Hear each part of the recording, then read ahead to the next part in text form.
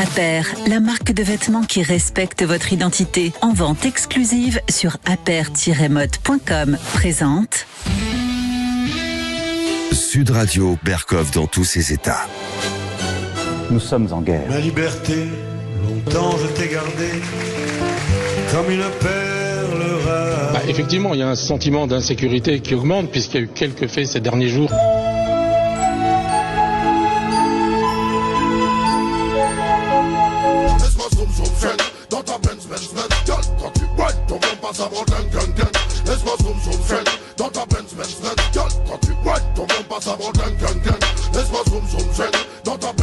Nous sommes en guerre.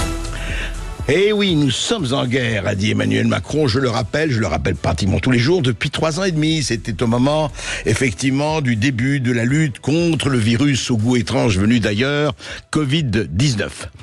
Mais là, alors nous sommes en guerre, mais nous sommes aussi en garde à vue. Qu'est-ce qui s'est passé hier pour que Marc Doyer, et je ne le présente pas, vous le connaissez, Marc Doyer, à 6h du matin, s'est vu perquisitionné par une quinzaine de policiers et remis en liberté après une garde à vue de 12 heures, sans suite, classé sans suite. Qu'est-ce qui s'est passé ? On va en parler avec Marc Doyer parce que c'est quand même assez exemplaire. Nous allons aussi parler les voitures électriques. Vous savez que le thermique c'est fini, il n'y aura plus que les voitures électriques. Les voitures électriques, très très bien, bravo, modernité, tout ce qu'il faut, dépollution et tout, mais est-ce que c'est une obsolescence programmée ? Est-ce que les voitures électriques qui coûtent déjà ce qu'elles coûtent, au fond, quelque part, elles sont condamnées et comment ? On va en parler avec Philippe Erlin. Et puis, nous allons dire pourquoi le livre de Dora Muto et Marguerite Stern sur Transmania, que nous avions reçu, comme vous le savez, lundi, eh bien, les affiches vont être retirées. Et oui, pourquoi retirer ? Toujours liberté, liberté chérie. Que de... Allez, crimes on commet en ton nom, ou en tout cas, que de bévues on commet en ton nom. Et puis enfin, en seconde partie de l'émission, un problème très grave, bouleversant. Laetitia Deschamps a écrit Le désenfantement, une affaire d'État, nous allons la recevoir avec Eva, sur ces personnes à qui l'aide sociale à l'enfance, etc., pour suite de violences conjugales, suite de conflits, retire les enfants, interdit à la mère ou au père de voir ses enfants et les drames que ça provoque à tous les niveaux et que c'est absolument terrible et ça concerne des dizaines de milliers, rien qu'en France, des dizaines, voire des centaines de milliers de familles. À tout de suite. Sud Radio, votre avis fait la différence. Je remercie Sud Radio de pouvoir donner la parole aux Français sans les couper en ayant d'autres avis. Et ça, vraiment, c'est la seule radio en France qui puisse le faire. Donc je tiens à le souligner. Sud Radio, parlons vrai. Aper, la marque de vêtements qui respecte votre identité. En vente exclusive sur aper-mode.com. Présente Ici Sud Radio. Les Français parlent au français. Je n'aime pas la blanquette de veau. Je n'aime pas la blanquette de veau. Sud Radio, Berkov dans tous ses états. Un jour comme ça, il est 6h du matin, vous dormez d'un sommeil profond, et puis vous entendez un vacarme, là, tout près de chez vous, tout près de votre maison. Qu'est-ce qui se passe ? Alors quelquefois, il se passe rien, et puis quelquefois il se passe beaucoup de choses.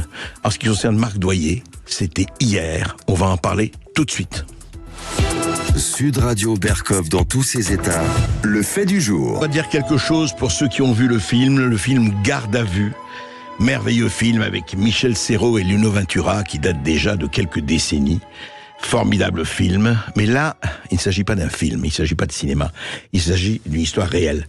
Alors, Marc Doyer, je ne le présente pas, mais quand même, je rappelle aux auditeurs de Sud Radio, on vous a déjà reçu, et toujours avec plaisir, c'est que vous avez eu un drame, il faut le rappeler, votre épouse Morissette est morte en 2022, décédée de la maladie de Creutzfeldt-Jakob, et vous avez effectivement, et vous avez toujours eu, et ça c'est tout, en tout cas votre opinion, votre conviction, c'est que cette maladie de Creutzfeldt-Jakob aurait été, je dis aurait parce que c'est toujours conditionnel tant que c'est pas prouvé, provoquée par le vaccin Pfizer. Alors il y a eu toute une polémique là-dessus qui continue. D'ailleurs c'est un débat qui est là, qui est ouvert, et chacun a pris ses positions, mais le problème est quand même étonnant parce qu'il ne s'agit pas là directement de ça, bien sûr que c'est lié.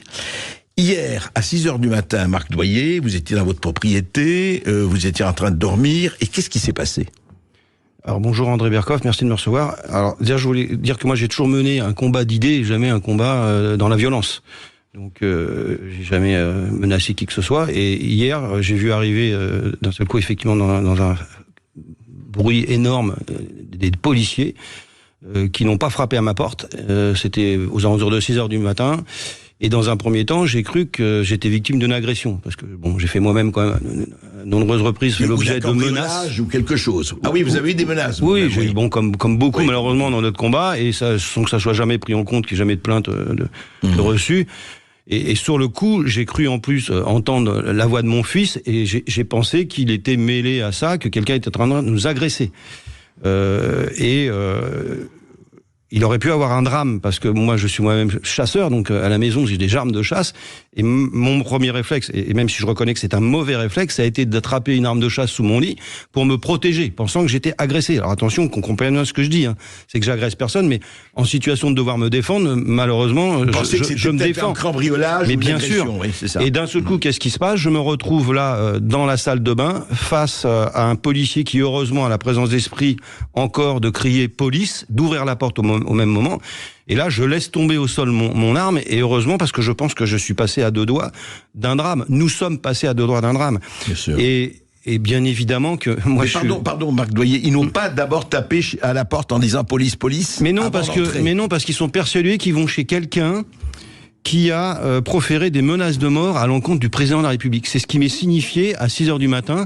Vous êtes en garde à vue pour menace de mort sur personne ayant autorité, en l'occurrence le président de la République. C'était écrit comme ça, en l'occurrence le président de la République, d'accord. Et là, moi, tout de suite, ma réaction, d'ailleurs, j'ai eu du policier qui m'annonce ça, mais je dis, mais qu'est-ce que c'est que cette histoire ? Mais j'ai jamais menacé de mort le président de la République, moi.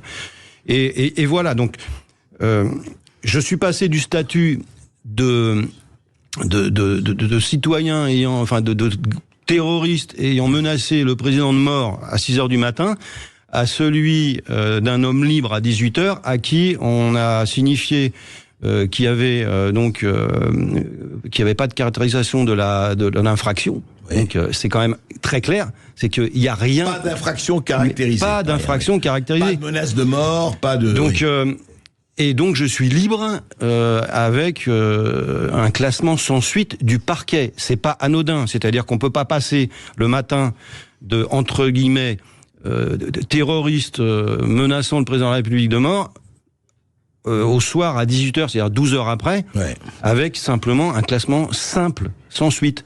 Donc, en dehors du fait qu'il aurait pu y avoir un drame, je voulais quand même, sur votre antenne, remercier vraiment, j'ai eu affaire à des policiers qui ont été extrêmement humains. Et ça, je voulais le dire parce que il arrive suffisamment qu'on critique la police et la justice. Là, j'ai eu beaucoup de chance, ça n'a pas été le cas.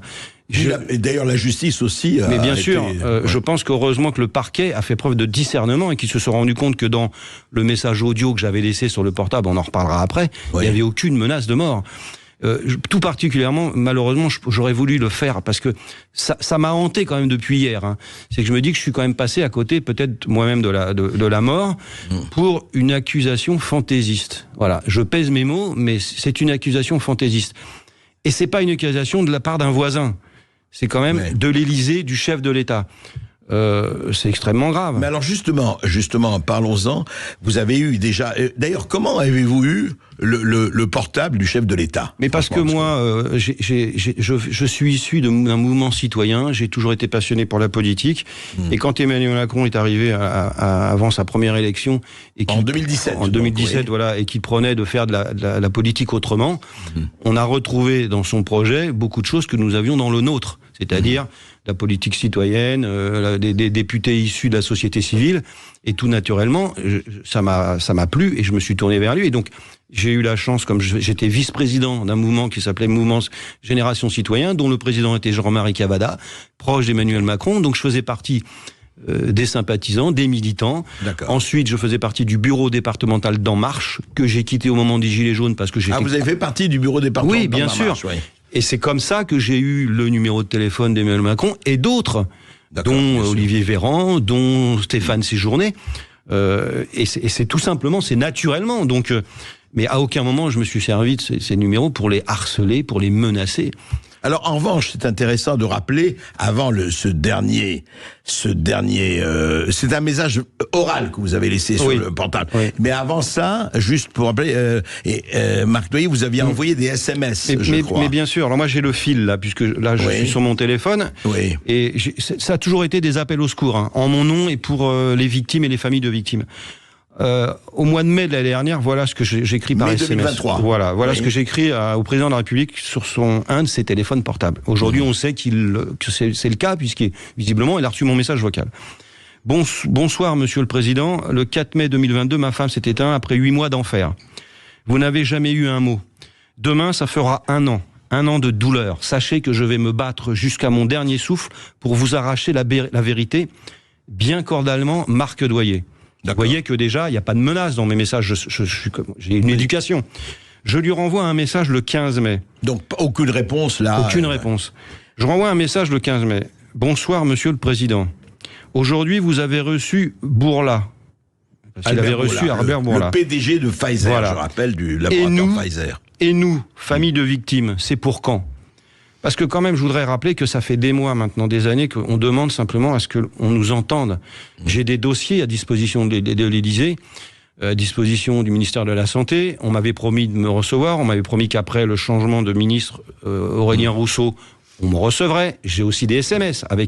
J'ai un échange avec une collaboratrice du ministre qui me dit on va vous recevoir. J'ai quand même des cas de Creusel-Jacob qui sont similaires à ce que mon épouse a vécu. Oui. Voilà. Alors, mais continuez, c'est tout ce que vous avez dit là, c'est tout ce que j'ai dit. C'est juste une petite... Voilà. Alors, parlons maintenant, juste pour continuer, en revanche, vous avez été beaucoup plus prolixe, on peut le dire, dans votre dernier message oral. Oui. Dites-nous, parce que pour que les choses soient claires, auprès des auditeurs et de tout le monde, qu'est-ce que vous lui avez dit ? Alors, le 6 avril... Le 6 avril, c'est ça. Le 6 avril, vous savez, j'ai encore des moments où, malgré que je sois combatif, où des fois j'ai des gros coups de bourdon, comme on peut dire, et vos auditeurs comprendront ça. Je rappellerai quand même que j'ai vu Morissette mourir dans mon salon. Donc, ça rend plus fort, mais de temps en temps, il y a quand même l'envers du décor. Je voyais le président, c'était au moment où il venait de sortir une photo, où il était photoshopé avec un gros muscle, gants de boxe, où on le voyait se présentant comme quelqu'un de combatif. Donc, je lui laisse un message sur son portable, où cette fois, je décide d'appeler. Et je lui dis, en gros, je dis, voilà, Monsieur le Président, quand est-ce que vous allez vous décider à reconnaître enfin qu'il y a des effets secondaires ? Est-ce que vous attendez d'être vous-même malade ? Est-ce que vous attendez que votre épouse soit gravement malade pour le faire ? En gros, c'était ça la teneur de mon message. Et j'ajoute, alors c'était un trait d'humour, déplacé ou pas, mais en rien des menaces. Et c'était lié à sa mise en scène, la mise en scène dans laquelle il s'était mis lui-même avec ses gants de boxe, où c'était au moment où il bataillait contre Vladimir Poutine. Je dis parce que quand même, il faudrait pas attendre que vous fassiez un combat avec Poutine et dont d'ailleurs vous feriez pas long feu. Il y a pas de mort, c'est une boutade. Et en tous les cas, ça ne justifie pas de m'envoyer la force publique à 6h du matin. Alors vous envoyez donc, c'est ça le 6 avril. Bon, j'ai pas c'est assez approximatif ça, mais je vous assure que de toute façon, il n'y a pas de menace de mort. Alors qu'est-ce qui s'est passé ? Donc ils arrivent et ils montent la plainte pour menace de mort à l'encontre d'Emmanuel Macron. Mais déjà, ils arrivent et ils enfoncent des portes ouvertes. Chez moi, tout est ouvert. C'est-à-dire qu'en fait, ils arrivent par la porte-fenêtre de la terrasse. Mais pas par la porte principale. Mais non, mais ils frappent pas. Je veux dire, on aurait pu... Je veux dire, ce qui est extrêmement grave encore, c'est que c'est pas fondé. Il n'y a pas de menace de mort. Ils arrivent, ils enfoncent la porte qui est ouverte, elle n'est pas fermée à clé. Derrière, il y a un vase avec une plante, ça tombe par terre, il y a de la terre partout. Moi, encore une fois, j'entends un brouhaha, je sais pas ce qui se passe, et sur le coup, je pense à me protéger. Combien ils étaient ? Ils étaient une quinzaine cagoulés. Quinzaine de policiers. Voilà, une quinzaine de policiers, une femme commissaire. Comme pour une arrestation d'un terroriste, quoi. Et là, très vite, il y a des confidences. Il y a des confidences parce que je pense qu'ils voient à qui ils ont affaire. J'ai par exemple un des policiers cagoulés avec qui on aborde le problème d'effets secondaires. Vous savez, malheureusement, c'est comme ça, c'est mon quotidien. Et qui finit par me dire, vous savez, moi, à la 3e dose, j'ai des gros problèmes de tachycardie. Et là, je commence à me dire, mais finalement, je suis dans la vraie vie. Mon combat, il mérite d'exister. Ensuite, on me dit, vous savez, on devrait pas être là. Nous, normalement, on s'occupe d'homicides, de terroristes. C'était la PJ qui était là. Mais oui, voilà. Ouais. Et ils commencent à fouiller. On fouille des cartons dans lesquels j'ai rangé des affaires de Morissette pour donner aux enfants. Je leur dis, mais c'est pas la peine. Regardez, il y a des photocopies dessus. C'est des vêtements. Oui, mais on doit faire notre travail, puis on m'oblige à regarder. Et puis, il y a quelqu'un qui dort chez moi ce jour-là, parce que j'ai une amie qui est là dans une autre chambre. La chambre est ouverte. Et c'est moi qui leur dis, mais il y a quelqu'un à côté. Qui dort, je viens de leur dire, qui dort. C'est une femme qui a 72 ans. Ils enfoncent la porte avec l'épaule. Aujourd'hui, Monsieur Berkoff, la porte, elle est cassée. Qui est-ce qui va me rembourser ces frais? C'est symbolique. Je vais envoyer une lettre à l'Élysée, je vais leur demander de me rembourser la serrure. Je vais leur envoyer la note de ménage. Ma maison est dans un état lamentable.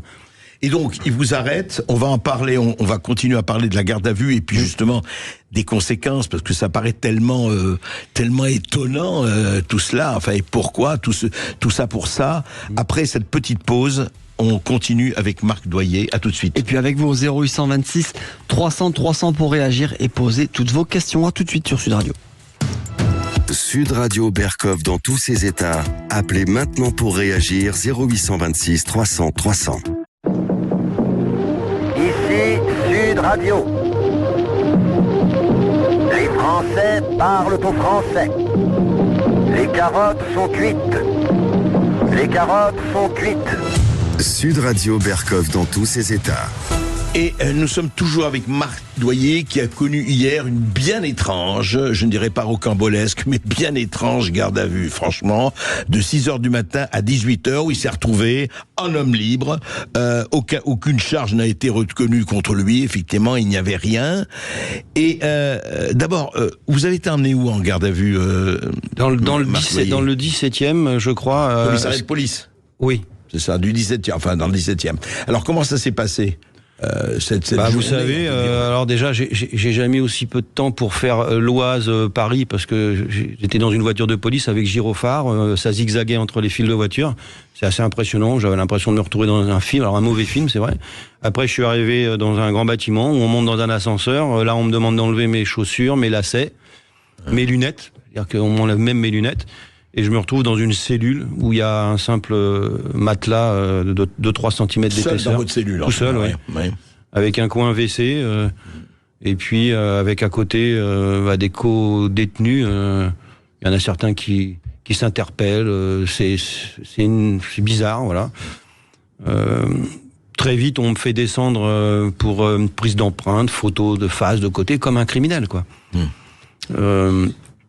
Et là, ce qui est un peu incroyable, c'est que spontanément, tout au long de la journée, et c'est ça qui m'a un petit peu conforté dans mon combat, il y a par exemple d'un seul coup un policier qui vient dans la cellule et qui me dit « Monsieur Doyer, je comprends votre combat, je suis moi-même une victime. » Et là, je me dis « Il y a une caméra cachée, c'est pas possible, c'est une blague. » Et qui me dit « Voilà, moi j'ai eu tel et tel effet secondaire grave, puis vous savez, il y a plein de nos collègues qui ont la même chose. » Après, dans la journée, il y en a un autre qui passe et qui dit j'ai vu votre compte Twitter, et puis il dit j'adore, et il lève le pouce en l'air. Et là je me dis mais j'ai de la chance que je suis tombé, il y a quand même des humains encore. Et sincèrement je voudrais insister là-dessus aujourd'hui, j'ai eu beaucoup de chance, je suis tombé sur des policiers extrêmement humains. Voilà, j'ai vécu moi j'essaie de toujours tirer quelque chose de positif de la situation. J'ai vécu 12 heures difficiles. J'ai repensé beaucoup à ce que j'ai vécu avec Morissette et ça m'a aidé. Je me parlais à moi-même en me disant écoute, de toute façon ça peut pas être pire que ce que tu as vécu. Vous savez, j'ai eu 8 mois de garde à vue au pied d'un lit à essayer de la sauver. Donc en fait, je veux dire que maintenant, il n'y a plus grand-chose qui me fait peur. Et alors à 18h, on vous dit quoi? On vous dit bon ben voilà ça. Ah mais d'abord je suis interrogé. On me fait enfin écouter cette bande. Et là, au bout de quelques secondes, l'enregistrement, le fameux enregistrement où je vois qu'il y a d'ailleurs il y a un papier où il y a écrit victime Emmanuel Macron. Et là, je me dis, tiens. Il y avait un papier, victime. Oui, sur la plainte, il y a écrit victime Emmanuel Macron. Et là, tout de suite, on me fait réécouter l'enregistrement, parce que moi, je m'en souvenais plus, en plus de vraiment ce que j'avais dit, quoi. Et au bout de quelques secondes, je me rappelle lui dire, mais attendez, arrêtez la plaisanterie. Vous voyez, il y a 2 niveaux dans le message, là. Mais où est-ce qu'il y a des messages de mort? J'ai dit, vous avez quand même des services qui sont suffisamment aguerris pour savoir ce qui est message de mort ou pas. Et je sens. À votre avis, ils avaient écouté la bande avant? Bien sûr qu'ils l'avaient écouté, heureusement, j'espère. Mais personne n'a eu le réflexe de dire attendez, il n'y a pas de. Enfin, mais non, mais je pense qu'en fait, c'est politique tout ça aussi, en partie, je pense. Et d'ailleurs, vous le savez, c'est pour ça que moi, maintenant, aujourd'hui, j'ai toujours mené un combat d'idées avec les associations. Et aujourd'hui, je vais mener un combat politique parce que je pense que j'attends des réponses, d'autres attendent des réponses. Vous avez par exemple, on veut pas nous donner la teneur de contrats liés au vaccin. Je vais pas revenir là-dessus. Vous le savez. Bon. Marc, juste un mot parce que je voudrais que donc on vous fait entendre le message. Oui. Et après on vous interroge, on vous dit quoi? Oui, on m'interroge. Ça dure 18 pages. Il y a 18 pages. Même le policier insiste là-dessus en disant oh là, on a quand même fait 18 pages. Bah oui, mais c'est pas anodin. Je suis là parce que je suis accusé de vouloir assassiner le président de la République. Et très vite, d'ailleurs, le policier en question vient me revoir au fur et à mesure et me rassure quand même, parce qu'il se rend compte du ridicule de la situation. Et ça se finira quand même en fin de journée par un policier qui me dit on est désolé pour ce qu'on vous a fait subir. Vous vous rendez compte? Mais le problème, c'est que c'est pas le policier qui m'a fait subir. Et de là, je lui dis mais vous avez été désolé de rien. Vous avez fait votre travail. C'est l'Élysée. Et moi, je veux des réponses aujourd'hui.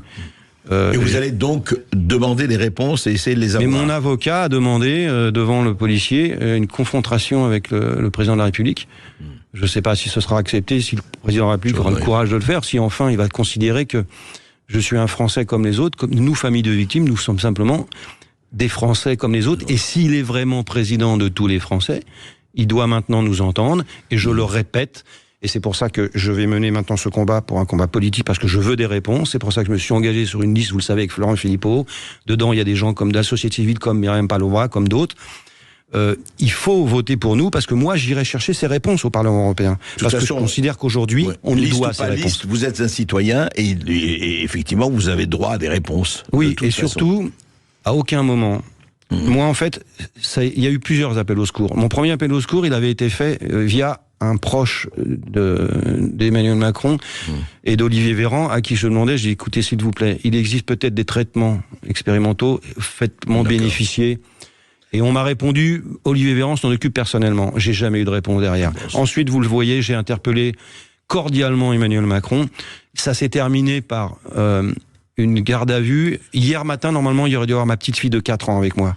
Qu'est-ce qui serait passé? 4 ans, vous vous rendez compte? Elle aurait vu débarquer des flics chez moi, armés jusqu'aux dents. Ouais, et c'est important, juste, je crois que nous avons une auditrice qui réagit à ce que vous avez dit. C'est Cathy qui nous appelle de Dieppe. Bonjour Cathy. Oui, Cathy, bonjour.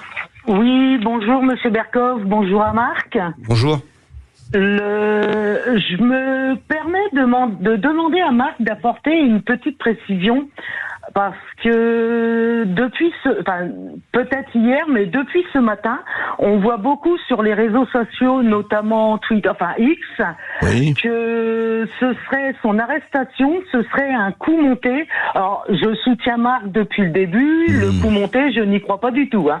Mais son arrestation, ce serait un coup monté, que ça viendrait même de Monsieur Philippot, pour leur faire une bonne pub pour les élections européennes, Écoute, et j'aimerais que Marc, Alors, Cathy, on vous a entendu. Alors, une dernière question, donc, est-ce que c'est un coup monté par Florian Philippot? Je vais vous faire une réponse simple. Je vais vous faire une réponse simple, et une réponse simple à tous vos auditeurs. Est-ce que vous pensez que Florian Philippot peut porter plainte à la place d'Emmanuel Macron?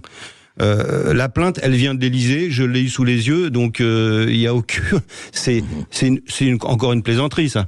Donc voilà, je veux dire, l'Élysée a porté plainte, c'est pas Florian Philippot. Donc merci Marc Doyer, merci pour votre témoignage à suivre, et nous le suivrons tout cela. Merci à vous de m'avoir reçu. Merci Marc Doyer d'avoir été avec nous.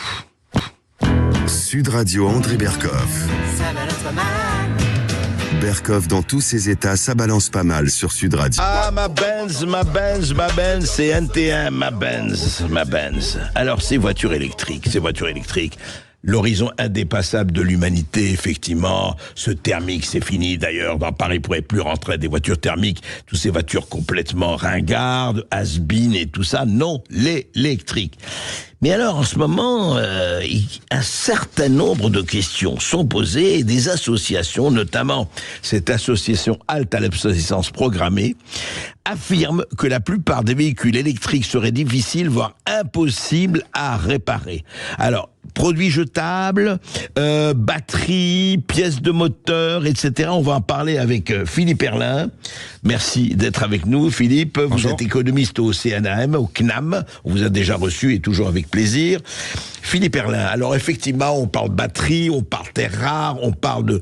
Est-ce que vraiment, on parlera aussi du prix de ces voitures, mais est-ce que, du point de vue à la fois de la pollution, du point de vue de la durabilité, qu'est-ce qui se passe? On voit actuellement qu'il y a une espèce, non pas de contre-offensive, mais quelque chose vis-à-vis de la voiture électrique qui ne s'annonce pas aussi rose qu'avant.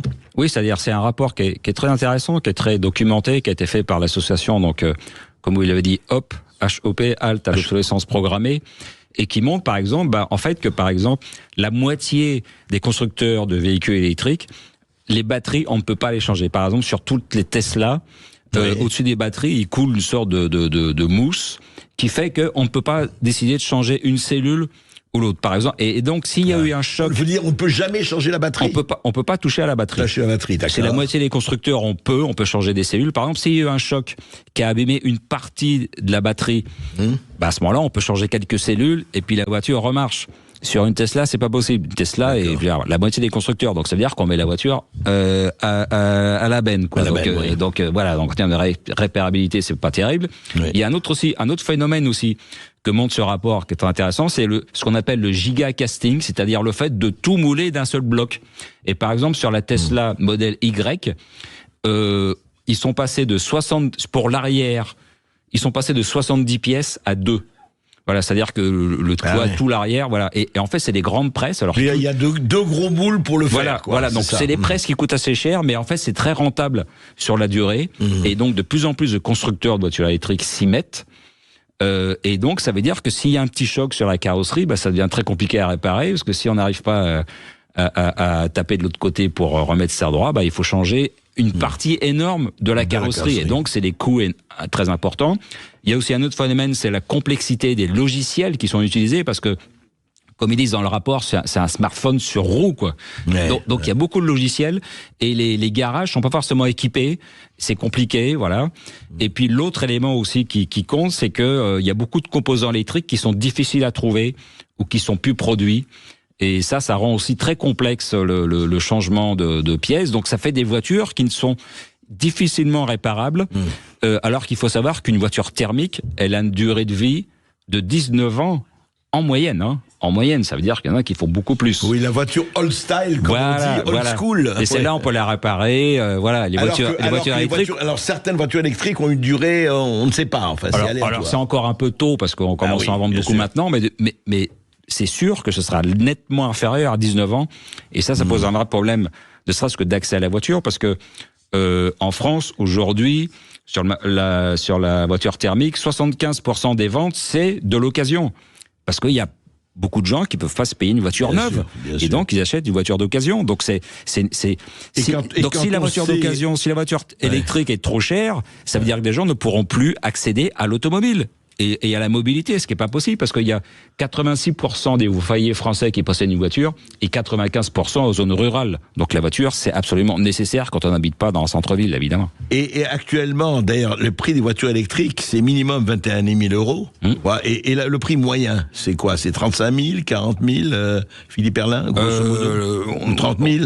Ouais, c'est plutôt cet ordre-là. 30 000, et puis ce qui se passe aussi, c'est que les aides diminuent et on voit le marché... Alors, même au-delà de la question de la réparabilité, on voit que le marché de l'électrique commence à plafonner. Aussi bien en Europe qu'aux États-Unis. En Europe, les prévisions pour 2024, c'est seulement 5% de hausse, ce qui est un chiffre ridicule. Il y a actuellement seulement 13% du parc automobile européen qui est constitué de voitures électriques. Aux États-Unis, c'est 7% du parc seulement. Et on commence à plafonner. Et ça c'est extrêmement inquiétant.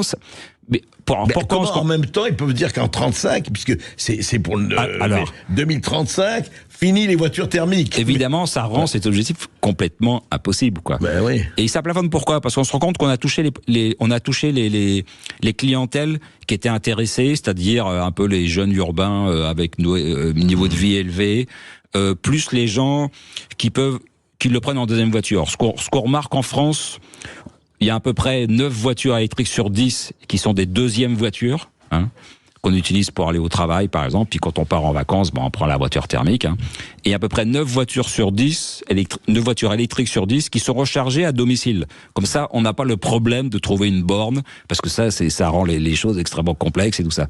Voilà. Et donc, on a atteint cette clientèle-là. Et maintenant, il faut convaincre d'autres types de clientèle, des gens qui ont quand même un peu moins de pouvoir d'achat, des gens qui utilisent leur voiture de façon plus importante, notamment toute la France qui est pas dans les villes. Et ces gens-là, on n'arrive pas à les convaincre. Même avec les aides, même en mettant le prix de la voiture électrique qui le ramène quasiment au prix d'une voiture thermique neuve, on n'arrive pas à convaincre les gens. Et ça pose un vrai problème, et ça montre que cet objectif de 100% de voitures électriques en 2035, il devient complètement irréaliste. Enfin, c'est impossible. Et sans parler, Philippe Herrlin, pour finir avec cela, de la pollution engendrée par les batteries quand on sort les batteries, parce que il y a un vrai problème de pollution qui dure, non pas sur la voiture elle-même, bien sûr, mais sur la batterie. Oui, alors là, on parle des contraintes en termes des clientèles, mais si on élargit à toute la fabrication des voitures, en termes de métaux rares, c'est aussi impossible, parce qu'il faudrait trouver des quantités de lithium et de métaux rares qui sont pas accessibles aujourd'hui. Il y a aussi le problème des bornes, parce que si on vend de voitures électriques, il faut qu'il y ait des bornes partout, y compris dans les zones... Elles ne sont pas encore là pour le moment. Il n'y en a pas encore suffisamment. En Allemagne, Scholz a promis 1 million de bornes, il n'y en a que 100 000. En France, on est à peu près à 100 000 aussi. Mais comment on va faire tout ce qu'on appelle la diagonale du vide, c'est-à-dire des départements qui sont faiblement peuplés, et mais où il faut besoin de voitures. Mais il y a quand même besoin de voitures, et donc il faut tirer des câbles, mettre des bornes, ça coûte des milliards. Donc ça va coûter des milliards à la collectivité, alors que pour l'instant, la voiture thermique, elle rapporte beaucoup de milliards à l'État grâce aux taxes. Donc d'un côté, il va se priver de taxes, et d'autre côté, il va falloir investir des sommes délirantes, ne serait-ce que pour installer des bornes. Donc on se rend compte que cet objectif, il est plus tenable aujourd'hui, Et on fait des hubs gigantesques au nord de la France actuellement avec les Chinois. On est en train de préparer la grande révolution. On se demande si ce ne sera pas la grande implosion. C'est bien ça. Oui, voilà, on fabrique des usines de batteries, mais dont la plupart des matériaux et des valeurs ajoutées, elles viennent de Chine. En France, on fait de l'assemblage, donc ça crée assez peu d'emplois. Et de toute façon, c'est une industrie où la Chine a pris énormément d'avance. Donc si on continue dans cette voie, on va tuer l'industrie automobile européenne au profit d'importations chinoises. Donc ce sera en plus une catastrophe pour le secteur automobile. Intéressant de voir effectivement, comme d'habitude, cocu battu et content. Merci Philippe Herrlin. Merci Philippe Herrlin d'avoir été avec nous. Je rappelle que vous êtes économiste au CNAM. On va marquer une courte pause sur Sud Radio pour les perles, les huées et les bravos d'André Berkoff. À tout de suite sur Sud Radio. Super. Sud Radio. Sud Radio. Parlons vrai. Parlons vrai. Sud Radio. Parlons vrai. Ici Sud Radio. Les Français parlent au français. Je n'aime pas la blanquette de veau. Je n'aime pas la blanquette de veau. Sud Radio Berkoff dans tous ses états. Aujourd'hui, c'est fini. Les temps sombres, les heures les plus sombres de notre histoire. Non, on ne brûle plus les livres. Non, on ne brûle plus les livres. Simplement, on retire la pub, on retire les affiches, on les met dans certaines librairies sous la pile. Il faut les chercher. Vous voyez, on est en démocratie. Sud Radio Berkoff dans tous ses états. Les perles du jour. Moustaki était là, si Moustaki était là, je me demande ce qu'il dirait de voir des conférences annulées de part et d'autre. Je veux dire que nous, on dit la liberté, elle ne se divise pas, on le dit toujours sur Sud Radio, vous le savez. Et ce qui s'est passé à Bruxelles hier avec les conservateurs, ce qui peut se passer avec, vous voyez, de l'autre côté, avec Mélenchon et Rima Hassan dans une université, quelle que soit l'hostilité, ce qu'on peut avoir, est-ce qu'on empêche, parce que, attention, juste, je voulais vous dire, dans les universités, on a aussi empêché, l'extrême gauche a empêché, Sylviane Agazaski, Florence Bergeau-Blaquer, même François Hollande, passez plus dans les universités. Donc, attention, arrêtons cette espèce de liberté à géométrie variable, et ces 2 poids et 2 mesures. On est content quand ce sont les nôtres, et on hurle à l'oppression quand ce sont effectivement de l'autre côté, donc lamentable. Et qu'est-ce qu'il y a eu comme exemple ? Eh bien, vous allez l'écouter tout de suite. Sud Radio Berkov dans tous ses états. La bagarre, je ne sais pas si c'est de la bagarre, c'est que on parlait de la mairie de Paris. Et de la mairie de Paris, effectivement, le premier adjoint, d'Anne Hidalgo, Emmanuel Grégoire, a dit, écoutez, il y a quelque chose qui ne va pas du tout. Ils ont été interpellés. Comment peut-on tolérer une publicité transphobe à Paris?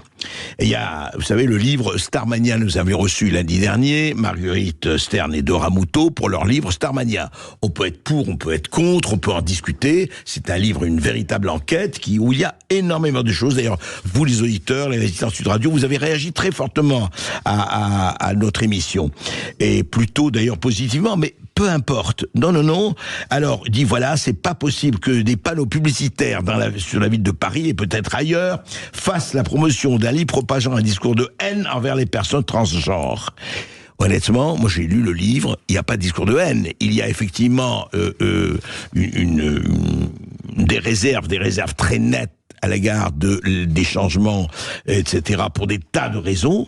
Mais le problème, c'est intéressant, c'est que le bras droit d'Anne Hidalgo, Emmanuel Grégoire, il dit « Je ne juge pas le livre en lui-même, mais plutôt l'accroche utilisée sur l'affiche publicitaire. » Voilà, dérive de l'identité sans genre, toutes les sphères de la société. Eh bien, Emmanuel Grégoire dit « C'est transphobe, c'est complotiste, évidemment, et surtout, comment cette affiche a-t-elle pu autoriser dans l'espace public, être autorisée sans passer outre les contrôles de la régie publicitaire. » Donc, on va retirer cela, ça y est, la régie a dit qu'elle allait le retirer, donc voilà, Transmania va disparaître des panneaux publicitaires de Paris. Voilà, c'est comme ça qu'on est pur, c'est comme ça qu'on s'arrange avec la liberté, c'est comme ça que, encore une fois, on peut être pour, on peut être contre, mais attaquer avec des raisons, et le nombre d'affiches, de films, etc., qui promeuvent une idéologie totalement inclusive et complètement woke ou cancel culture, là, il n'y a aucun problème. Non, mais c'est de l'autre côté, alors attention, il y a des problèmes, faites ce que je dis, ne faites pas ce que je fais, 2 poids, 2 mesures. Sud Radio Berkov dans tous ses états. C'est pas la bagarre, Johnny Hallyday, non, c'est une belle chanson, hein. Il ne cherchait pas la bagarre. Philippe, dans la nuit de lundi à mardi, là, il y a 2 jours, à Grande-Sainte, dans le Nord, il a été retrouvé inanimé, la bouche, les paupières, le nez maculé de sang. On a vu les photos, c'est hallucinant, complètement défiguré, tabassé, massacré par 3 agresseurs, pour lui voler un téléphone. Voilà. Aujourd'hui, pour voler un téléphone, à coup de bas de baseball, à coup de pied, à coup de poing, on massacre, il n'y a aucun problème. Voilà. Les individus avaient entre 13, 14 et 15 ans. Grande-Sainte, je rappelle, une commune du Nord de 21 000 habitants. Et ce qui m'a vraiment interpellé, ce qui nous a tous vraiment interpellés, c'est la réaction du maire, Martial Beyer, maire PS de Grande-Sainte. Écoutez. Effectivement, il y a un sentiment d'insécurité qui augmente puisqu'il y a eu quelques faits ces derniers jours sur la ville de Grande-Sainte. Un sentiment de peur, d'incompréhension, mais surtout, et je remercie vraiment les Grands-Saintois, il y a aussi beaucoup de compassion, de bienveillance et d'accompagnement vis-à-vis de la famille de Philippe. Je vois des messages de la fachosphère de l'ensemble de la France qui juge Grande-Sainte, qui juge le maire de Grande-Sainte, qui juge les habitants de Grande-Sainte. C'est pas ça Grande-Sainte, c'est une ville où il fait bon vivre, c'est une ville où on sait vivre ensemble et c'est une ville dont je suis particulièrement fier d'être maire. Ouais, particulièrement fier, c'est très bien, il faut être fier d'être maire d'une grande ville. Monsieur Martial Beillard, en revanche, sentiment d'insécurité ? Ah bon ? Sentiment d'insécurité ? On a entendu un ministre dire ça. Il n'y a pas d'insécurité, il y a un sentiment d'insécurité. Ah, bravo. Je ne dirai pas ce que vous ont envoyé les habitants de Grande-Sainte, en tout cas beaucoup. Donc il ne s'agit pas évidemment de faire une généralisation, mais ça se passe dans énormément de villes de France. Mais dire que, écoutez, et n'écoutez pas la fachosphère. Enfin, la fachosphère, qu'est-ce que ça a à faire, la fachosphère? Dans cette histoire, il faut pas réagir. Quand un adolescent se fait massacrer, mais littéralement massacrer, est mort, effectivement, parce que 3 petits malfrats, 3 petites racailles voulaient prendre son portable. Alors on dit quoi? On dit non, on aime Grande-Sainte, je suis fier d'être Grande-Sainte. Le problème, c'est pas que vous soyez fier d'être Grande-Sainte, monsieur le maire. Le problème, c'est que vous agissiez Ce n'est pas en disant « Ah oui, c'est la fachosphère ». Ça veut dire que si on ose aujourd'hui parler de ce qui se passe dans plusieurs villes de France, « Ah non, c'est pas notre faute. Oui, mais ceux qui disent ça... » Alors non, il faut pas en parler, ça. Non, il n'y a aucun problème. C'est que vous êtes complotistes d'extrême droite si vous osez dire qu'il y a quelques problèmes d'insécurité. Voilà, disons ça, hein. Soyons litotes en France. Écoutez, franchement... que chacun fasse son boulot, que chacun du haut en bas de l'échelle fasse son boulot, et je ne dis pas que ça va supprimer les crimes, mais ça va au moins peut-être les diminuer, et pas s'en prendre à des gens qui n'ont eu rien à faire là-dedans, ou alors il faut le prouver, monsieur le maire.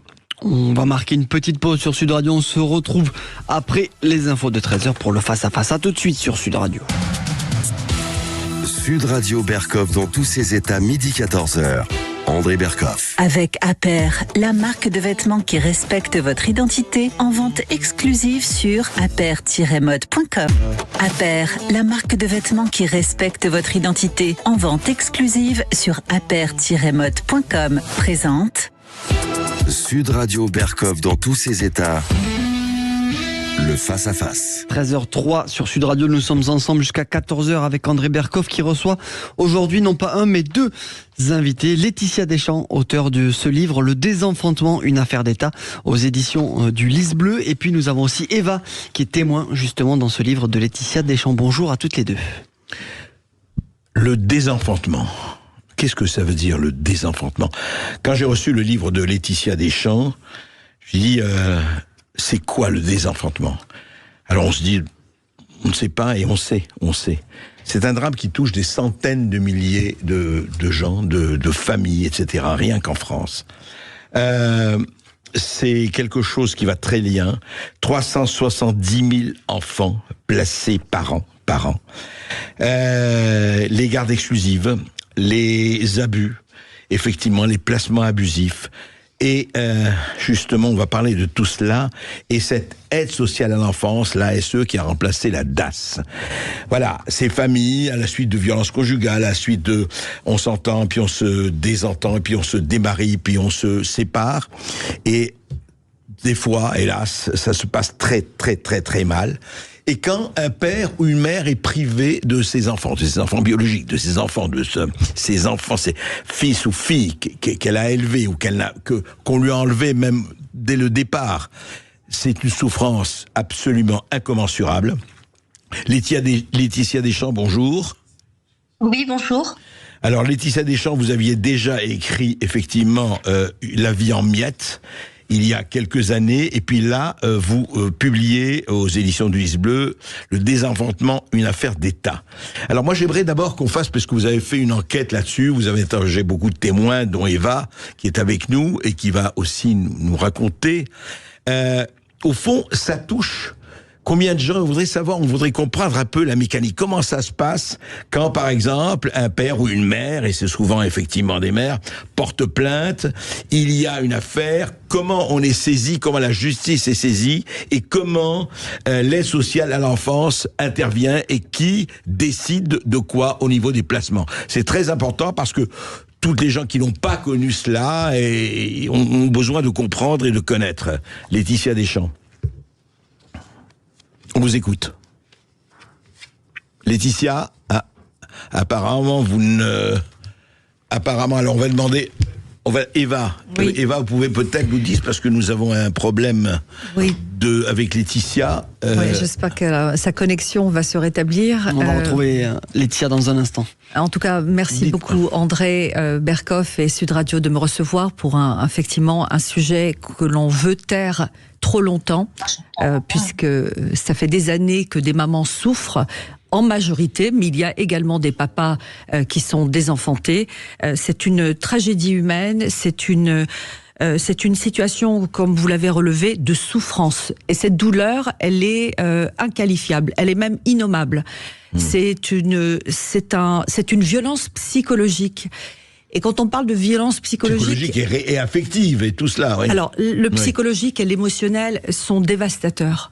Voilà. Et donc, ça ravage des familles entières, ça ravage le futur de l'enfant, et ça ravage la dignité même d'un parent. C'est-à-dire qu'on vous nie le droit à votre enfant. Et on va découvrir ensemble, durant cette heure, quel est le mécanisme qui conduit à ça. Cette omerta délibérée, moi je la qualifie véritablement de délibérée. Il y a un système judiciaire qui existe et on voit qu'il est de plus en plus sur le banc des accusés.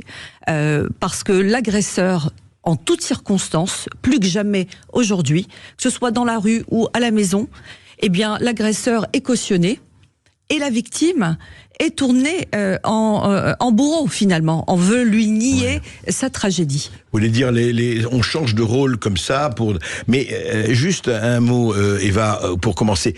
Il y a quand même des situations terribles où, vous savez, on a connu des parents, effectivement, que ce soit le père ou la mère ou les deux, qui vraiment s'occupent, non seulement ne s'occupent pas, mais martyrisent leurs enfants.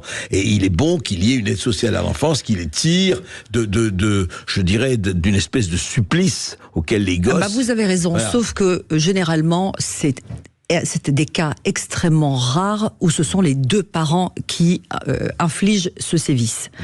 Le rôle d'une justice, c'est justement de déterminer quel est le parent défaillant, violent, incestueux, qui inflige tout ça à un enfant. Voilà, on doit... La véritable protection à l'enfant, c'est ça. Or, il est important déjà de répondre à la question, qu'est-ce que le désenfantement ? Voilà. Alors, il y a deux cas très distincts, mais qui rejoignent exactement à la peine capitale pour une femme, sur le plan psychologique et de sa vie. C'est quand elle subit des violences conjugales, ou qu'elle vient à dénoncer l'inceste sur l'enfant.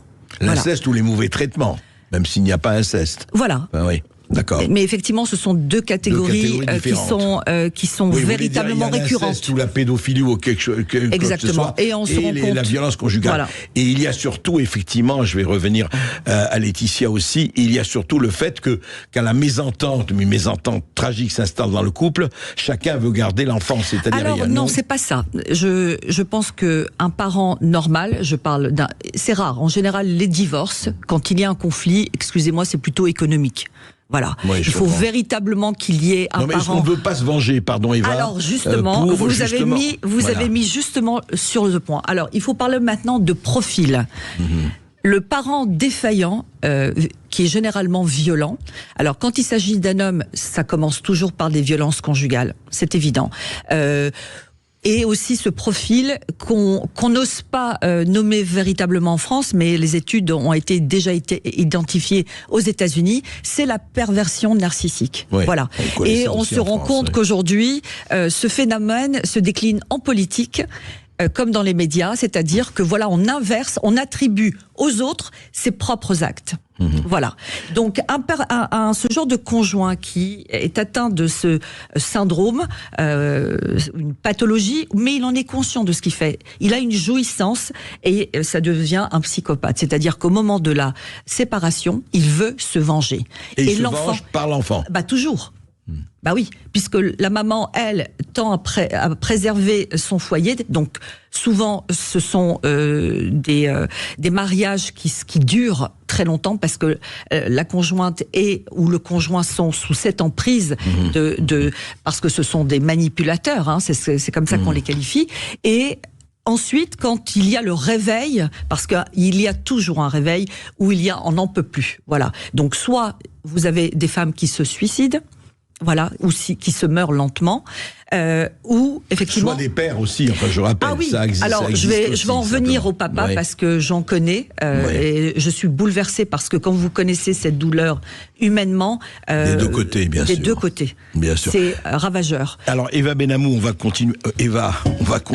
De parler de tout cela après une petite pause. Je voudrais savoir si nous avons Laetitia Deschamps. Après la pub, c'est parfait. Laetitia est bien avec nous, on va marquer une courte pause sur Sud Radio.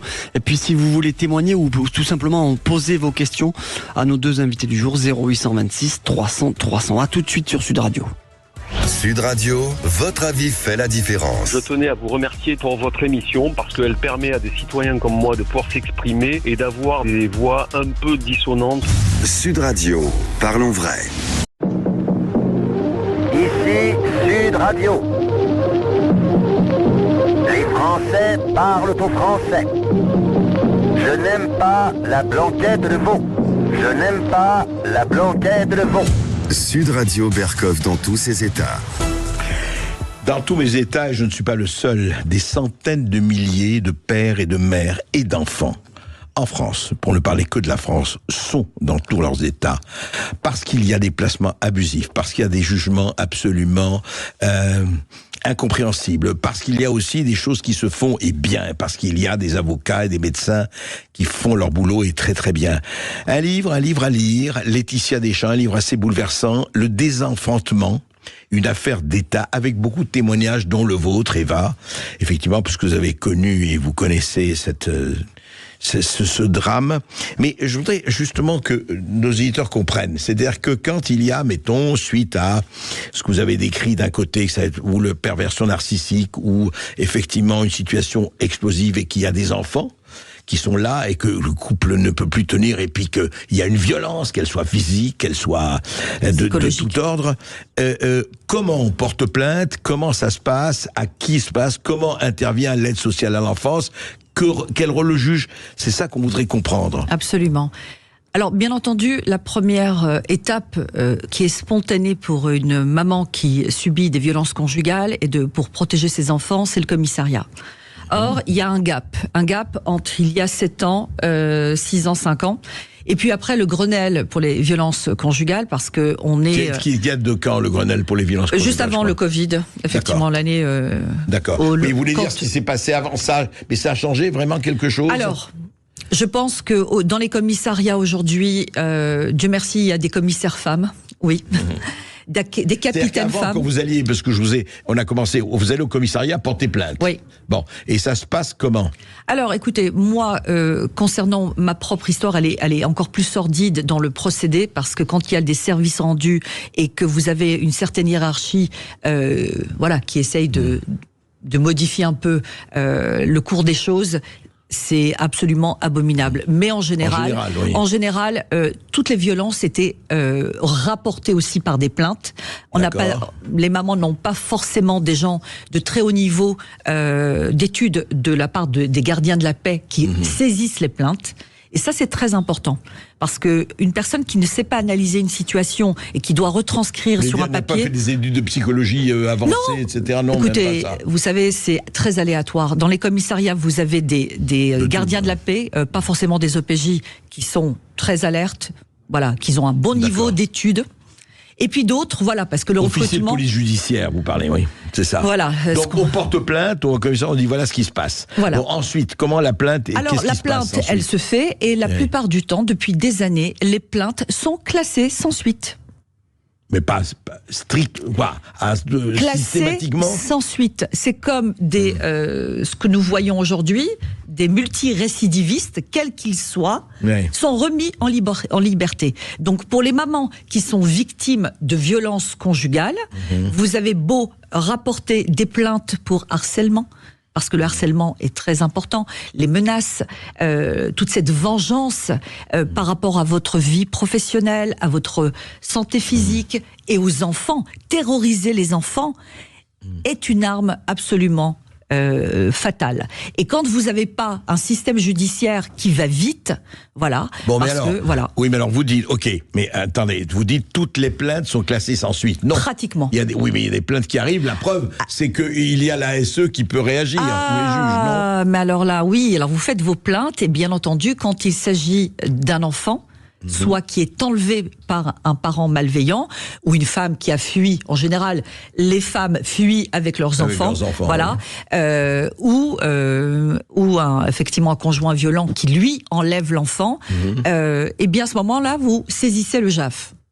Le JAF, c'est le juge aux affaires familiales. C'est la première instance, si vous voulez, quand il s'agit des enfants. D'accord. Au moment de la Quand séparation. vous portez plainte au commissariat de police, vous saisissez le juge aux affaires Exactement. familiales. Alors la plupart du temps, moi personnellement, je ne savais pas ce que ça voulait dire. Vous-même, vous étiez voilà. On connaît pas, c'est quoi JAF? Bah oui, juge aux affaires familiales. D'accord. Et il faut être prêt à ça. Il faut connaître ça parce que il y a les victimes actuelles qui se comptent par milliers et il y a les futures victimes. Chaque année, il y a des victimes. Fait, Eva. Alors on va continuer le voilà. oui. Et donc quand vous arrivez devant le JAF, voilà, le juge aux affaires familiales, eh bien, dans la majorité des cas pour en arriver à un désenfantement, parce que il peut pas y avoir près de 200 000 enfants placés ou le placement inversé. Le placement inversé, c'est quand l'enfant est remis précisément au père violent ou à l'incestueux. Voilà. Alors attendez, le JAF, justement ça, je sais que vous connaissez tellement ça que vous allez plus vite que la musique et c'est normal. Ouais. Mais le JAF, d'accord, vous allez plainte, le JAF doit écouter les deux parties. Comment ça se passe? Comment le JAF décide? Alors, selon le JAF, il va ordonner une enquête sociale, une enquête psychologique. Et là, c'est terrible. Alors, c'est confié à qui, cette enquête sociale et psychologique? Alors, ce sont justement enquête sociale. Bien, il y a des personnes qui travaillent. Des associations? Non, pas du tout. Ce sont effectivement des enquêteurs ou enquêtrices. De la justice. Oui, tout à fait. Ça fait partie. Alors, il y a tout un écosystème autour de ça. D'accord, voilà. Alors, il y a les enquêtrices, il y a l'aide à l'enfance, voilà, et il y a également les psychologues. D'accord. Voilà. Donc c'est le juge qui nomme telle ou telle personne et pour vous dire, devez allez enquêter. Voilà, allez enquêter, etc. Donc ça prend des mois. Donc il faut comprendre les tragédies à ce moment-là. Et donc si un JAF, je dis bien si le JAF ne tient pas compte des ITT, des violences qui ont été commises sur la maman ou ses enfants, si le JAF ne tient pas compte de tous les témoignages, que ce soit de l'école, etc., des proches, eh bien, et qu'on arrive à un jugement où l'enfant est arraché à la maman, ça veut dire quoi? Ça signifie quoi? Et le jugement, c'est le même JAF qui décide où doit être placé l'enfant et comment, etc. Exactement. Et voilà. Et ensuite, le piège, c'est quoi? C'est saisir le juge pour enfants.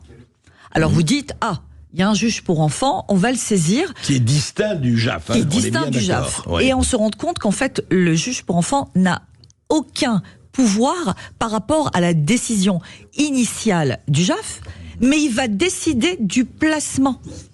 Ah, vous allez vous dire, le JAF décide de savoir si l'enfant doit rester là ou là, mais c'est le juge pour enfants qui décide du placement. Exactement, exactement. Voilà. En tout cas, pour ma connaissance, voilà. Et puis les visites médiatisées, voilà.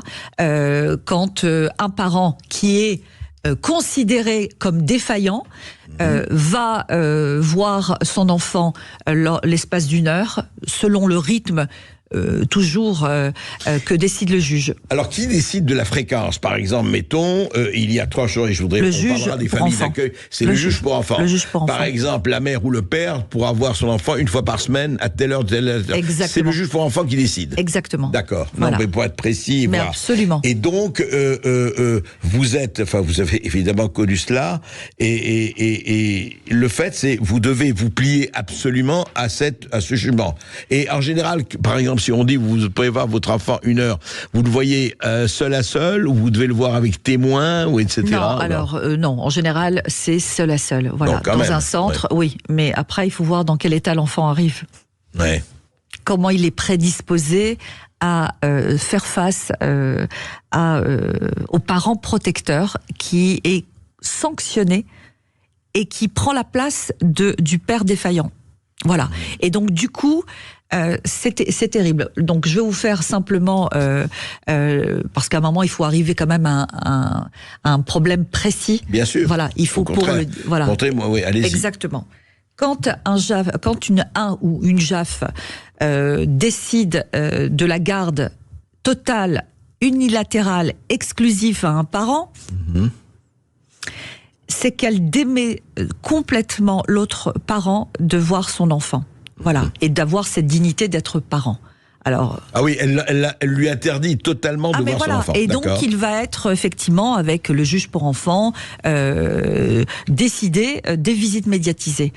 Et donc, mon expérience a été, c'est que les gens, les professionnels qui sont derrière tout ça, comme pour pas la nommer, l'association Olga Spitzer, qui est l'aide éducative, parce qu'il y a aussi des aides éducatives à l'enfant, c'est de voir comment cet écosystème, qui n'est pas dupe de quel parent est défaillant, de ne pas faire les alertes, et de persister dans ce déni de justice, parce qu'il y a un déni de justice.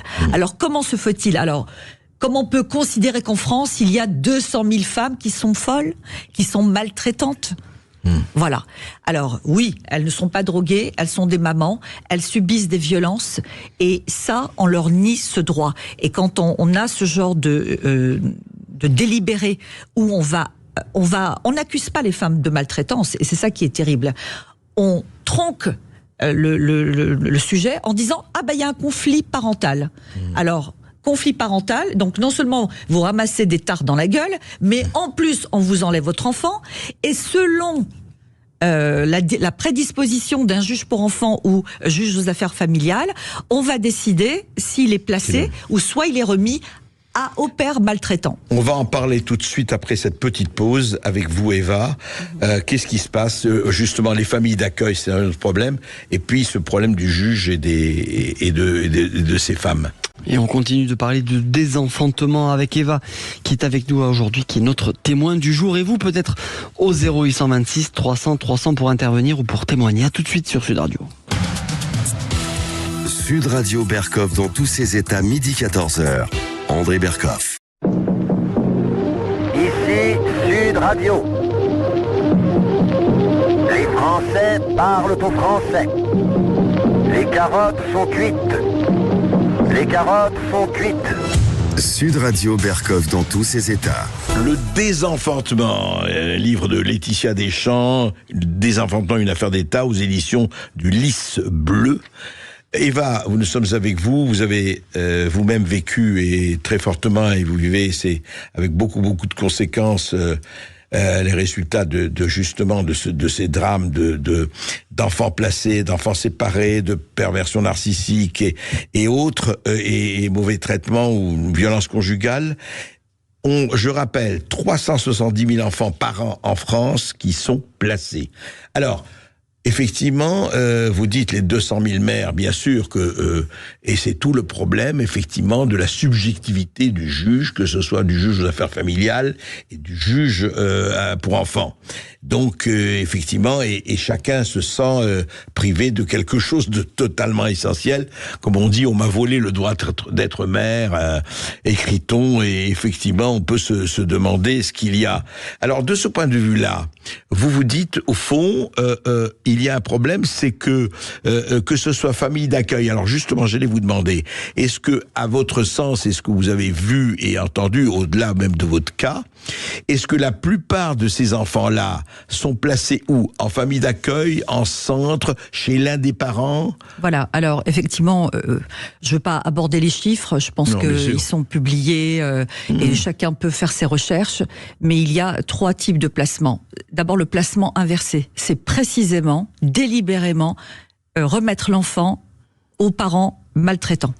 Voilà. Ah, carrément. Ah, carrément, oui. Vous dites, on remet l'enfant, c'est ça le placement inversé. Dans mon cas, dans beaucoup de cas, le père qui est accusé d'inceste et avec les aveux des enfants, bien entendu, je ne dis pas qu'il n'y a pas de malveillance dans certains cas, bien entendu. Et j'en connais, bien sûr. Mais pas généralisé non plus. Hein. Voilà, 160 000 enfants qui subissent des abus sexuels par an, ça c'est un chiffre immuable. Il est affiché partout. Donc... il y a des problèmes. Voilà. Et d'ailleurs, sur chaque classe, on considère. Mais alors attendez, comment il se fait ? Non, mais c'est très intéressant, ça, Eva. Si ce que vous dites est vrai, comment ? Alors le juge n'a pas fait son enquête ou les gens qu'il a nommés n'ont pas fait leur enquête. Alors je pense comment se fait-il qu'on met un enfant, une fille ou un garçon ? Alors voilà. Alors le rationnel, quand vous avez du bon sens, vous dites quand même c'est impossible.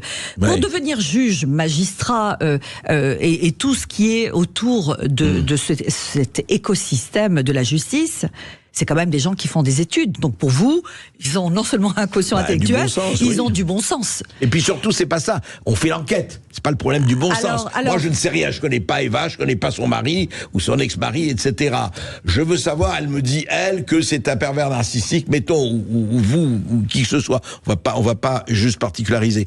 Comment je peux savoir, sinon en faisant l'enquête, lequel est maltraitant, lequel est... Ce qui est horrible, en parlant sur toutes ces mamans désenfantées, quel que soit leur statut social, leur situation géographique, que ce soit rurale ou dans la ville, voilà, tous les standings d'éducation, etc. Il y a un tronc commun. C'est-à-dire, quel que soit le type de conjoint. Le tronc commun. Exactement, le tronc commun, c'est le désenfantement. Comment on en est arrivé là? Alors vous me dites justement, tous ces gens qui sont censés nous représenter, parce que je tiens quand même à signaler que la justice, c'est la fondée de pouvoir du peuple, et non l'inverse. Voilà. Et que tous les hommes sont faillibles. Et que ce que j'ai considéré, parce que je suis aussi de l'écriture dans mon activité passée, donc du journalisme, bien sûr pas sur ce thème, à mes dépens, je l'ai appris, c'est qu'il y a quelque chose un système, une idéologie qui est très sournoise, à mon sens, et très perverse. Mais laquelle? Justement, c'est que l'agresseur est remis au même niveau que la victime, donc de ne pas reconnaître la victime. Voilà. Et pour que ça soit encore plus clair, parce que vous êtes, je vous ai écouté sur votre passage juste précédemment, c'est que, quand même, tous ces gens qui se font agresser dans les rues, on connaît les raisons. Si on en parle, on dit qu'on est facho, on est complotiste, on est ci, on est ça. On est aujourd'hui dans une société où il y a des hiérarchies, il y a des niveaux pervers qui une enclave autour de cette société où on veut nous prendre pour des imbéciles. Vous voulez dire que ce qu'on a décrit au niveau des attentats et des violences, comme hélas il se passe tous les jours actuellement en France, c'est peut-être une même idéologie qui règne au niveau de ce qui se passe pour la maltraitance des enfants. En tout cas, je fais la parallèle. Quand un flic se fait écraser et qu'on commence à victimiser l'auteur, écoutez, voilà. Bon, cette approche-là, je ne l'ai pas eue il y a 7 ans. Parce que là, c'est devenu une escalade. Bien sûr. Qu'on voit ces injustices par rapport à vraiment au civil. Mais pour venir, encore une fois, à ma perception, c'est quand vous avez... Je vais vous faire simplement la scénétique, justement, de ce qui s'est passé face à l'enquête psychologique. Et je veux le nommer. Parce qu'à un moment, il faut nommer les gens aussi. Il s'appelle Pierre Gorce. C'est un psychologue qui a été mandaté par le juge aux affaires familiales de mener une enquête psychologique. Voilà. Donc déjà, vous devez trouver la somme. Donc moi, à ce moment-là, j'étais dépouillée de tout, 700 €. Parce que c'est vous qui devez payer le psychologue. Mais oui, c'est important. Oui, bien sûr, vous devez payer. Donc 700 €. Et vous êtes face à une personne qui vous reçoit une première fois et qui vous demande de raconter votre vie. Mais la seconde séance, quand cette personne qui se nomme psychologue me dit et qui insulte ma santé, parce que je vois un psychologue, je vois pas un cancérologue, et qui me dit droit dans les yeux, enfin Madame Benamou, vous n'avez jamais eu de cancer du côlon, vous n'avez même pas eu de chimiothérapie. J'ai dit écoutez, je savais pas que j'avais payé 700 € pour voir un autre diagnostic d'un cancérologue. Donc vous n'avez pas mes rapports hospitaliers, vous ne savez rien de ma santé, et en fait vous êtes en train d'insulter mon intelligence. Et il maintient en ricanant. Et quand je lui aborde les violences conjugales, puisque je les avais abordées précédemment, il me ricane au nez. Alors qu'est-ce que vous faites dans ces moments-là? Vous dites, qui est ce psychologue? Pourquoi il réagit comme ça? Et donc, je lui ai dit, je crois que c'est mon ex qui vous a analysé et pas l'inverse. D'accord. Donc, je dis en parenthèse, puisque nous sommes à la radio, si Pierre Gorce veut répondre, il a un droit de réponse. Mais je tiens absolument. Donc, je lui ai écrit justement. Non, mais je veux juste rebondir là-dessus. C'est très important par rapport à ce psychologue qui est important, parce qu'on se dit un psychologue, il voit quand un enfant peut parler librement. Ce psychologue a été choisi par le juge. Le juge des affaires familiales, absolument. Et que vous menez un combat après 5 ans. 5 ans où cet individu, sur différentes procédures que j'ai fait, pour la soustraction de l'enfant, pour les violences conjugales, il est relaxé systématiquement au TGI de Nanterre. Alors, est-ce que, logiquement, vous dites comment, à la cour d'appel de Versailles, il a été enfin reconnu coupable pour les violences sur moi, sur un des faits, parce que quand il y a relax, on ne peut pas juger l'interpellé. Donc, le mis en cause, pardon. Et donc, sur les auditions de mes 2 enfants, au moment des faits, c'est-à-dire en 2016, on parle de 2016, et 5 ans plus tard, il est reconnu coupable par la cour d'appel de Versailles. Vous dites, la JAF, elle a 200 pièces.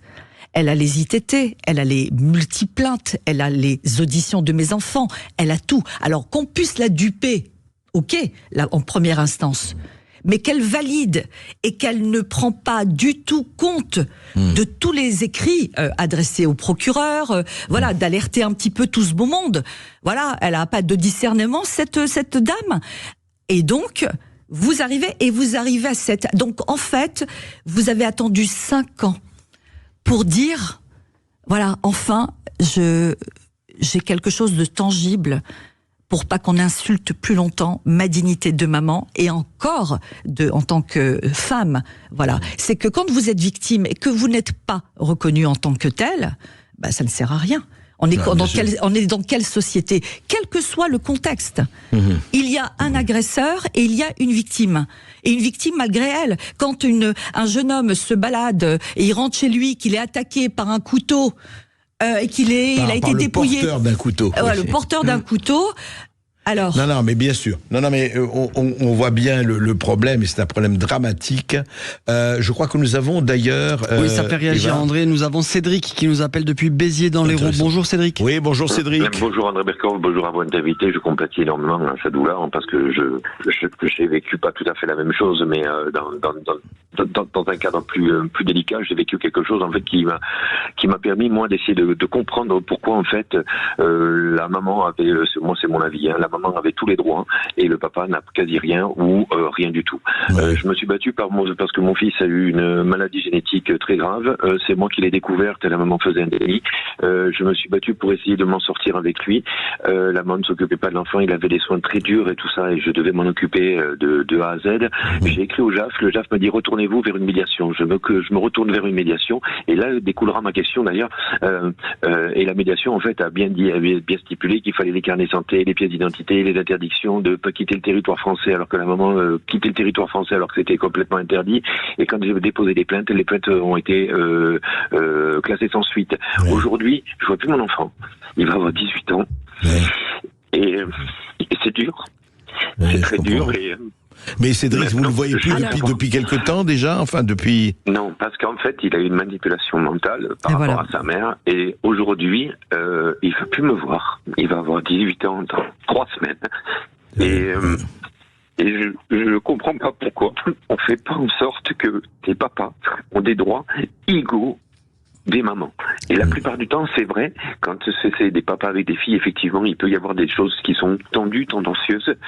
Mais aujourd'hui, je suis triste parce que il y a rien. On n'a rien, nous, en tant que père. Je me suis retourné auprès des associations SOS Papa qui m'ont fait faire du n'importe quoi. Ah, pour dépenser du pognon, j'en ai dépensé. Mais aujourd'hui, en fait, juste pour une information comme ça, je prenais soin de mon fils, c'est moi qui m'en occupais, qui prenais les rendez-vous médicaux, qui prenais les rendez-vous dentaires. Et les rendez-vous n'ont jamais été honorés. J'ai été radié du barreau dentaire parce qu'en fait, les rendez-vous n'y allaient pas. Et j'ai revu mon fils petit à petit au fur et à mesure de ses 9 ans à ses 16 ans, il n'a jamais vu un dentiste.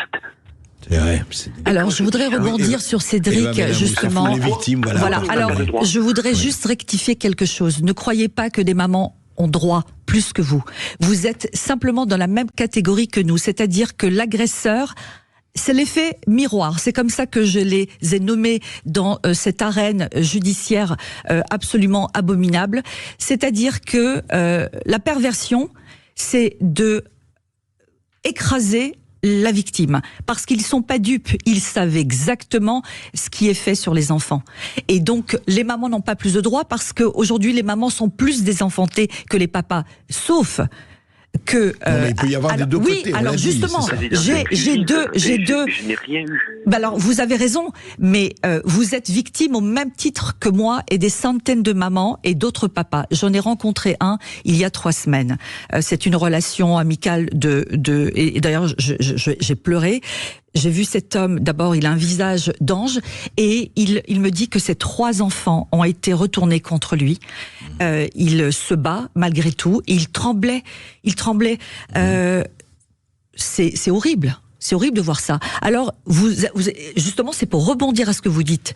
Vous avez des magistrats qui font des études. Il y a le bon sens. Est-ce qu'ils ont des enfants? Ils n'ont pas des enfants? Qui leur donne le droit de laminer les victimes? Les victimes tout court. Quand vous apportez des preuves, et ce monsieur, en plus, avec tout ce qu'il a dépensé comme énergie pendant des années, vous voyez pas quand même qu'il y a un problème? Quand un parent se bat juridiquement pour gagner sa dignité, pour prévaloir la vérité, ok, il y a ça existe, la faute, l'erreur, elle est humaine, voilà. Mais quand ça te devient systématiquement des parents, je dis bien des parents, hommes comme femmes, qui sont justement les parents protecteurs, c'est comme ça qu'on se nomme, ok, les bienveillants, et bien systématiquement, c'est le bienveillant qui se fait tarter. Alors, est-ce que c'est systématique ou pas? C'est vraiment la question. Cédric, c'est bien ça votre problème? Vous avez l'impression d'avoir été systématiquement écarté et qu'on ne vous a pas écouté, que ce soit les juges ou autres? Complètement. Quand j'ai voulu en fait devant le juge, parce qu'au début j'avais pris un avocat et que j'avais expliqué que je voulais la garde exclusive de mon enfant pour tel et tel raison. Oui. À ce jour, ce jour-là, le juge n'a pas voulu me laisser parler et dit vous avez un avocat, votre avocat va parler et vous avez rien à dire. Je regarde, je dis bon d'accord, ok, j'attends. Mon avocate m'a dit laissez faire, on va y aller tranquillement. Et elle a rien dit, alors qu'en fait on a déblatéré des choses ignobles sur moi qui étaient complètement fausse en plus. J'avais été expulsé de chez moi, machin et tout. Non, j'ai dû partir parce qu'en fait le toit m'est tombé sur la gueule où j'habitais. Effectivement, j'ai été délogé, logique. Et quand je me suis battu, quand j'ai été à la médiation, j'ai passé 3 semaines, j'étais intérimaire, j'étais en déplacement régulièrement, 1 semaine sur 2 parce que j'avais mon enfant, 1 semaine sur 2, j'étais intérimaire. Et quand j'avais les médiations qui tombaient le jeudi, je ne pouvais pas partir, donc je n'allais pas travailler, je perdais 1 semaine entière. C'était très compliqué. Et en fait, la médiation, elle nous a fait signer un document à la maman et à moi que j'ai fait valoir devant le juge et quand j'ai dit j'ai écrit au juge en disant qu'en fait rien n'était tenu, rien n'était fait, rien n'était en place, retournez-vous auprès du greffe et relancez une procédure. Non mais c'est pas possible. Ils font tout pour qu'on lâche l'affaire, pour qu'on laisse tomber. Et ça, c'est écœurant. Ça en devient écœurant. Alors justement, Eva Benhamou, vous aussi, vous avez été, on a fait des, je dirais, raconter n'importe quoi sur vous pour vous faire passer mais alors moi j'ai jamais été condamnée d'abord, je n'ai pas de casier judiciaire, contrairement à mon ex qui en avait préalablement et dont j'ignorais d'ailleurs. Et aujourd'hui il en a un puisqu'il a été reconnu coupable pour violence conjugale, mais ça a été terrible. Pour les visites médiatisées, j'ai carrément menacé. Qu'est-ce que vous appelez en visite médiatisée? Alors, visite médiatisée, c'est ce que je vous ai dit préalablement, c'est quand on vous donne la gentillesse de voir pendant 1 heure votre enfant. Ah, c'est ça qu'on appelle médiatiser. Voilà, exactement. Médiatiser, normalement, c'est parce qu'il y a les médias. Voilà. Oui, alors, vous avez des gens comme ça qui gagnent de l'argent. Voilà, ce que j'appelle l'écosystème pourri. Oui, vous avez dit qu'il y a un problème d'argent qui est derrière tout ça. Attendez, ils vivent de la tragédie. Alors, qu'ils existent, tant mieux, mais qu'ils doivent exister pour les bonnes raisons et pas pour les mauvaises raisons. Quand j'ai mon fils et qu'il a un téléphone portable enregistreur dans sa poche, que je le découvre, et qu'il fasse une alerte, parce que là j'ai exigé immédiatement, sinon il la faisait pas, l'alerte à la juge aux affaires familiales. Eh bien, c'est-à-dire qu'il est venu vous voir, enfin il est venu vous voir pour vous enregistrer. Quoi, enfin c'est pas le petit, le petit il a 11 ans. Vous imaginez qui c'est qui lui a mis cet enregistreur. Eh bien, qu'est-ce que la JAF a fait? Rien. Mais rien du tout. Toutes les alertes qui ont été faites. Et puis, au bout de la 3e année, j'ai dit au centre médiatisé, d'abord c'était un supplice de venir chaque fois, parce que l'enfant, pendant des mois, ne me parlait pas, il se mettait sur le côté. Et donc, quand je découvre finalement que c'est à cause, parce qu'il est contrôlé à distance, Alors, j'ai demandé à ce que je voulais arrêter et qu'il fasse enfin un rapport parce qu'ils ont vu que l'enfant se comportait de façon anormale. Eva, nous allons continuer cette conversation qui est passionnante, qui est bouleversante aussi, parce que, hélas, des milliers de gens connaissent cela après cette petite pause. Et avec vous au 0826 300 300 pour intervenir, pour réagir ou pour témoigner. À tout de suite sur Sud Radio. Sud Radio. Sud Radio. Parlons vrai. Parlons vrai. Sud Radio. Parlons vrai. Ici Sud Radio. Les Français parlent au français. Je n'aime pas la blanquette de veau. Je n'aime pas la blanquette de veau. Sud Radio Berkov dans tous ses états. Le désenfantement, une affaire d'État. Esteban, je crois que nous avons aussi, beaucoup d'auditeurs sont en train d'appeler. Et oui, nous avons Jérôme qui nous appelle depuis Toulouse. Bonjour Jérôme. Bonjour Jérôme. Bonjour. On vous écoute Jérôme. On vous écoute. Oui, alors moi je voulais réagir un petit peu à ce que disait la dame et ce que me disait le monsieur juste avant là. Où en fait le papa, quand on passe au tribunal, quand on passe devant le JAF, en fait le père il est reconnu de rien. En fait, on n'a pas de pouvoir. La maman elle décide de ce qu'elle veut demander, avec son avocat, et puis après derrière, en fait, la seule chose qu'on a à dire, c'est oui. Et si on veut pas, on est sanctionné ou on n'est pas écouté. Tout simplement. C'est vrai que le JAF, moi, de mon côté, il a pas. Ça a été facile pour lui puisqu'on avait trouvé un accord avant, donc, mais il m'a pas donné parole ou quoi que ce soit. On n'a pas pu exposer. Mais c'est ce que le auditeur précédent a dit. Vous voyez, il a dit laissez parler votre avocat et puis fermez-la, quoi. C'est ce que racontait. Mais vous savez, en tant que femme, j'ai eu exactement la même attitude. Hein. Vous savez, je pense que vous vous souvenez quand vous êtes convoqué par le JAF, donc les deux parents rentrent 3 minutes chacun. Je ne sais pas si vous avez eu cette expérience. Voilà. Alors, écoutez, donc je suis une femme. D'abord, elle ne fait aucun contact de yeux avec moi. Donc, elle regarde ses papiers. Et elle me dit, dites-moi ce que vous avez à dire. Donc, je démarre. Et elle ne vous regarde pas. Elle me regarde pas, elle est comme ça. Voilà, elle est là. Elle regarde les papiers. Voilà, donc elle a même pas. Le contact d'yeux est très important pour analyser l'humain. Voilà, et de voir effectivement ses détresses. Et donc, je lui dis tout simplement qu'on avait acté un divorce à l'amiable et qu'il a refusé. Après, il s'est rétracté. Il a annulé la date de conciliation. Et il m'a enlevé l'enfant. Je voulais juste rajouter une phrase, parce que j'ai 3 minutes. Et vous savez le geste, je ne sais pas si les auditeurs voient ça, mais elle lève les yeux, elle ne me regarde même pas. C'est bon. Ah oui, en faisant un geste de la main. Mais non, mais devant vos yeux. Ouais. Alors je me suis dit, je suis avec une folle. Voilà. Et quand je suis sortie, j'ai dit à mon avocate qui est médiatisée, qui connaît très bien ce sujet, pour avoir eu des cas assez importants. Et je lui dis, voilà, c'est très mal barré, parce qu'une personne qui réagit comme ça, c'est que le dossier doit être déjà ficelé. Elle a décidé dans sa tête de ce qu'elle allait faire. Ah, mais attendez, franchement. Oui, c'est pas ça. Ce qui s'est passé, surtout que moi je voulais exposer le fait que mon ex-femme en fait a manipulé mes enfants. J'ai passé 5 mois sans voir mes enfants. Ouais, Jérôme, c'est de part et d'autre, c'est ça. Alors, je voudrais finir parce que nous sommes hélas en fin d'émission. Non, mais c'est important aussi pour lui dire que la perversion et la manipulation de parents malveillants, ça touche aussi bien les femmes que les hommes. Donc ne croyez pas, parce qu'aujourd'hui, il y a en nombre, je dis bien en nombre, des milliers de mamans désenfantées. Et à la différence par rapport aux hommes, c'est que nous, on ramasse en plus les coups. Parce que les manipulatrices qui endoctrinent leurs enfants pour ne pas voir le père et le diaboliser, ce sont que des violences psychologiques. Nous, c'est à la fois la violence physique et la violence psychologique. Alors, je voudrais juste finir sur le livre. Alors, pour le livre, je tiens quand même rendre hommage à cette maman, Laetitia Deschamps, qui a passé 20 ans de sa vie pour se battre pour ses 4 enfants qu'on lui a retirés jusqu'à un nourrisson. et on s'est acharné sur elle. Et cette tragédie est mortelle. Aujourd'hui, elle est jeune.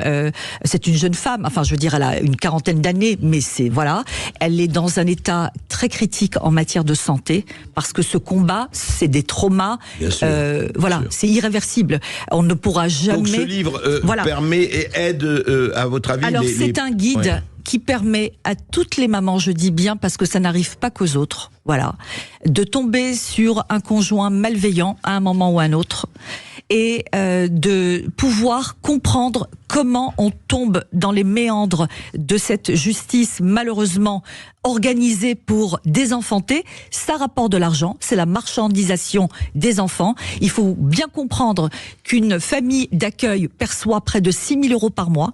C'est pas rien, les aides éducatives pour un enfant, oui. Pour un enfant, une famille d'accueil, 6 000 euros par mois.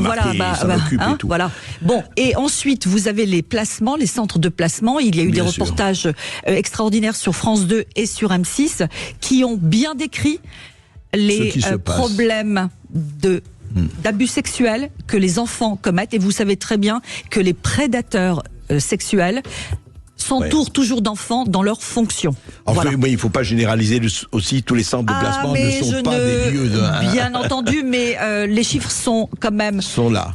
Et quand on veut faire taire vous savez, beaucoup d'anciens... Bien sûr. Je dirais, aides dans ce centre ont démissionné parce qu'on ne peut que se taire. On ne peut que se taire. En tout cas, Eva Benamou, c'est un livre dont vous parlez et c'est un livre où vous avez témoigné. Laetitia Deschamps, Le désenfantement, c'est ça, Esteban. Le désenfantement, une affaire d'État aux éditions du Lys Bleu. Merci à tous de nous avoir écoutés. Merci Eva d'avoir été avec nous. Merci André Berkoff. Demain sera Alexis Poulain qui sera là de midi à 13h. Et tout de suite, c'est Brigitte Lahaye sur Sud Radio. À demain. Sud Radio Berkoff dans tous ses états, midi 14h.